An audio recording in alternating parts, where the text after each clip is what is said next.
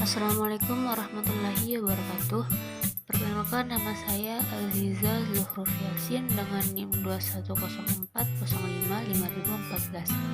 dari kelas B jurusan Pendidikan Khusus. Baik, di sini saya akan menjelaskan map mapping anatomi, fisiologi, dan genetika. Materi pertama yaitu pengertian anatomi, fisiologi, dan genetika. Anatomi berasal dari bahasa Yunani yaitu ana dan tomi yang berarti memotong, menyanyat, atau memisahkan, yang kemudian didefinisikan sebagai ilmu tentang struktur tubuh, yaitu ilmu yang mempelajari susunan tubuh dan hubungan bagian-bagian satu sama lain. Jenis anatomi struktur tubuh yaitu pertama jenis mikroskopik yang dibagi menjadi anatomi regional dan anatomi sistematik. Kedua anatomi mikroskopik, ketiga anatomi ultraskopik, dan terakhir anatomi radiografi atau biasa disebut dengan radiologi. Sikap anatomi yaitu suatu sikap di mana badan berdiri tegak, kepala tegak, mata memandang lurus ke depan, kedua anggota gerak atas lurus ke bawah, berada di samping badan dengan telapak tangan menghadap ke depan. Fisiologi adalah ilmu yang mempelajari kerja tubuh dalam keadaan normal, misalnya pertukaran gas di dalam paru-paru, otot berkontraksi, dan lain-lain. Genetika adalah bagaimana suatu persamaan dan variasi diturunkan dari orang tua kepada anaknya. Organisme manusia merupakan gabungan sistem organ yang saling bekerja sama. Materi kedua yaitu sistem pergerakan. Rangka tubuh manusia merupakan sekumpulan tulang-tulang yang saling berhubungan. Rangka tubuh dapat dibagi menjadi dua, yaitu bagian poros dan bagian alat gerak. Berdasarkan bentuknya yaitu tulang pipa, tulang pipih, tulang selangkang pendek, tulang tak beraturan, dan tulang sesamoid. Kemudian jenis tulang berdasarkan strukturnya yaitu tulang keras dan tulang rawan.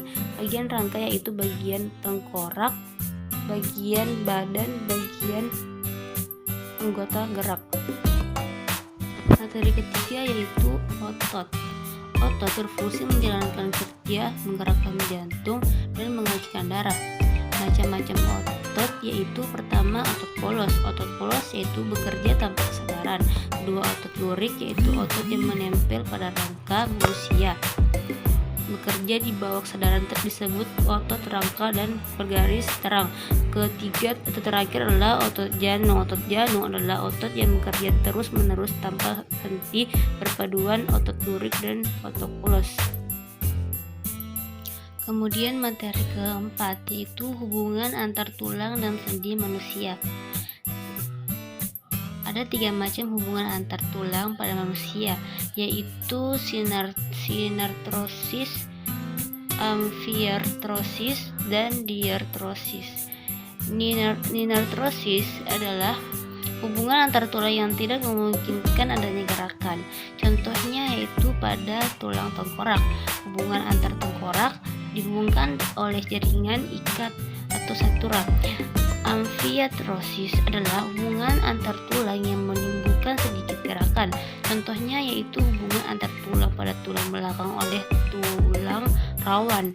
Diartrosis adalah hubungan antar tulang yang memungkinkan terjadinya gerakan.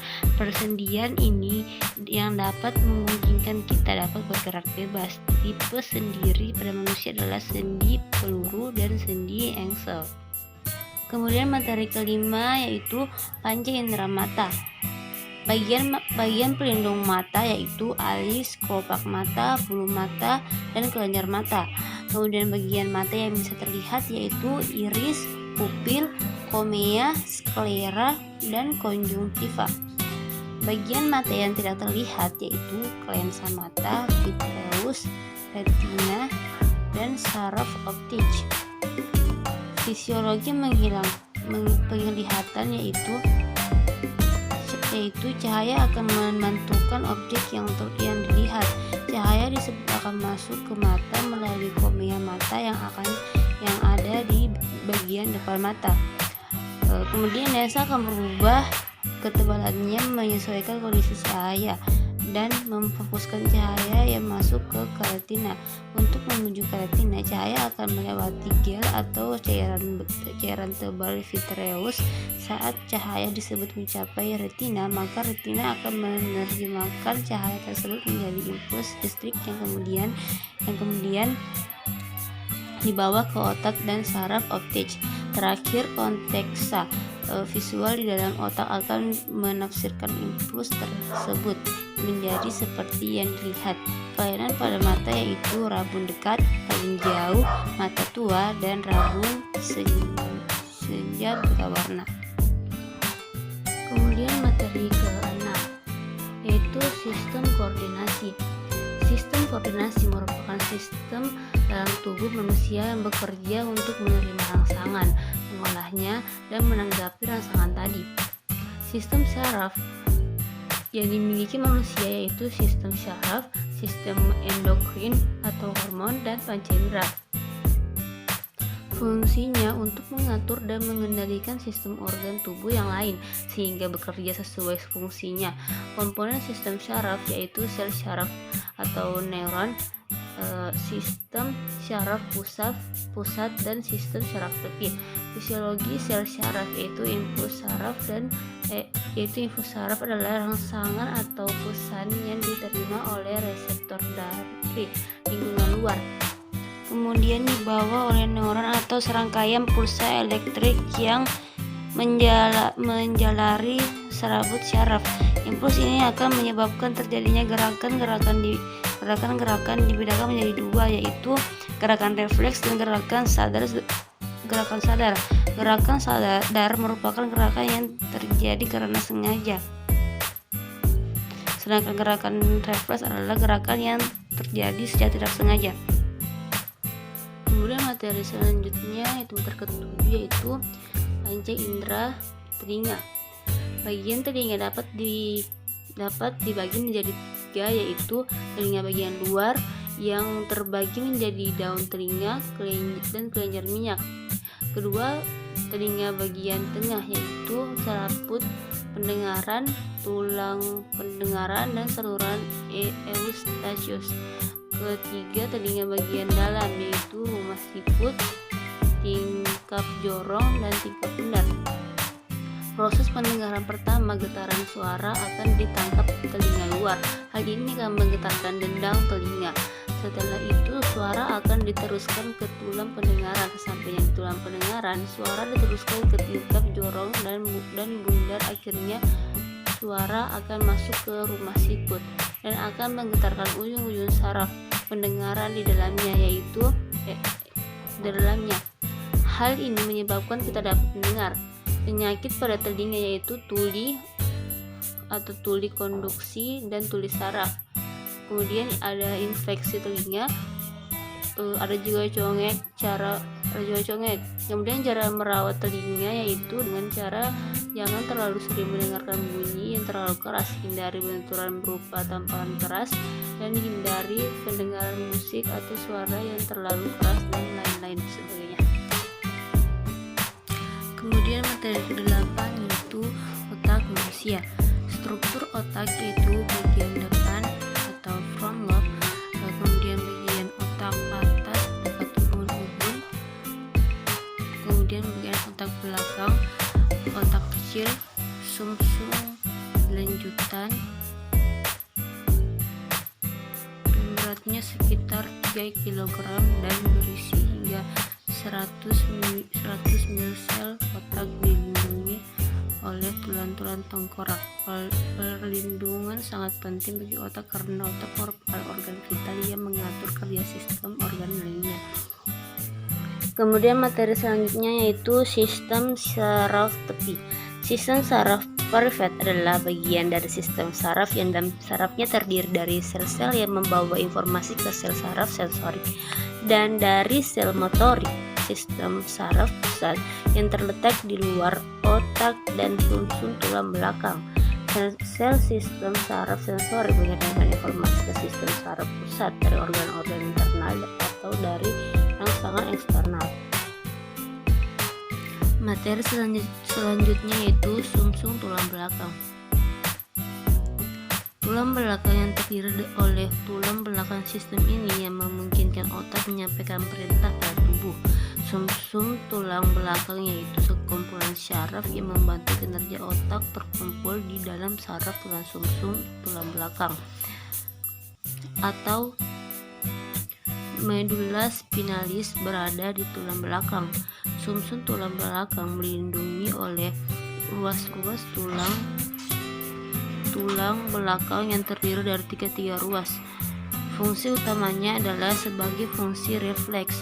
Di dalam sumsum tulang belakang terdapat syaraf sensorik, motorik, dan saraf penghubung. Fungsi saraf-saraf tersebut adalah sebagai penghantar impuls dari otak. Sumsum tulang belakang memiliki fungsi penting dalam tubuh. Fungsi tersebut antara lain menghubungkan impuls dari saraf sensorik ke otak dan sebaliknya menghubungkan impuls dari otak saraf ke motorik. Materi selanjutnya yaitu genetika. Genetika adalah ilmu tentang pewarisan sifat. Dalam ilmu dipelajari bagaimana sifat keturunan atau hereditas itu diwariskan kepada anak cucu serta variasi yang mungkin timbul dalamnya. Gen merupakan faktor yang menentukan sifat atau ciri makhluk hidup. Kromosom yaitu benang atau badan pembawa sifat keturunan. Kromosom mengandung 35% DNA. Kromosom dapat mengandalkan diri. Ciri-ciri kelainan karena faktor genetika yaitu penyakitnya tidak dapat menular, tidak dapat disembuhkan karena faktor keturunan dari induknya, menghindari pernikahan dengan orang yang memiliki turunan kelainan genetika, kelainan penyakit penurun yang terpaut pada autosom yaitu albino, jari pendek, polydactyly, kelainan dan penyakit menurun yang tertaut seks atau gonosom yaitu buta warna, hemofilia, mutasgen atau kromose yaitu Down syndrome Turner. Materi terakhir yaitu panca indera kulit. Kulit adalah suatu organ pembungkus seluruh permukaan luar tubuh, merupakan organ terberat dan terbesar dari tubuh. Seluruh kulit beratnya sekitar 2,7 sampai 3,6 kg dan luasnya sekitar 1,5 sampai 1,9 meter persegi. Tebalnya kulit bervariasi mulai 0 sampai 0,5 mm sampai 6 mm tergantung dari letak, umur, dan jenis kelamin dan jenis kelainan. Kulit tipis terletak pada kelopak mata, penis, labium minus, dan kulit bagian medial dengan atas, sedangkan kulit tebal terdapat pada telapak tangan, telapak kaki, punggung, bahu, dan bokong. Fungsi kulit yaitu melindungi tubuh terhadap luka, bertindak sebagai alat indera. Kulit juga berperan dalam mengatur keseimbangan air, mempertahankan temperatur tubuh, dan komunikasi dan ekskresi, melindungi tubuh dari kuman penyakit, dan mengatur suhu tubuh. Bagian kulit yaitu epidermis atau lapisan luar atau kulit arif, tersusun atas dua lapisan yaitu lapisan tanduk dan lapisan malipigi. Kedua, dermis atau lapisan dalam atau jangat yang tersusun atas jaringan lemak, kelenjar keringat, saluran keringat, kelenjar minyak, pembuluh darah, dan reseptor gangguan pada indera peraba yaitu hipersensitif terhadap sentuhan dan hiposensitif. Baik, itulah tadi penjelasan mapping anatomi, fisiologi, dan genetika. Sekian dan terima kasih. Wassalamualaikum warahmatullahi wabarakatuh.